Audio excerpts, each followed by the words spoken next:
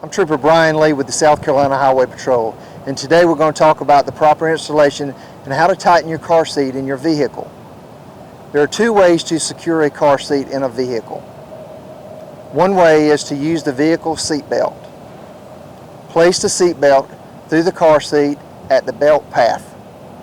Arrows on the car seat or directions on the car seat label will show you the correct belt path to use. On all forward-facing car seats, use a top tether when securing the car seat. Another way is to use lower anchors and tethers for children, known as latch, to attach the car seat to the vehicle. Car seats have a lower attachment that connects to the car's lower anchors.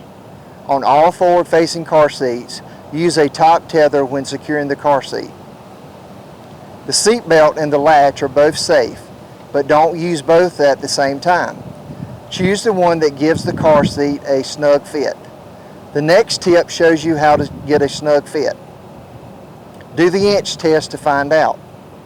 A properly installed car seat shouldn't move more than 1 inch from back or side to side when pulled at the seat belt path.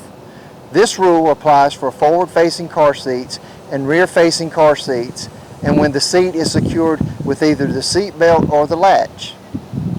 Use latch only for children less than a certain weight. The car seat label lists the weight limit. When your child gets too big for the latch, simply undo the latch and secure the car seat with the seat belt and top tether. In most cars, to ensure a proper fit and tighten the seat belt, you can follow these instructions. Place the seat belt through the correct belt path.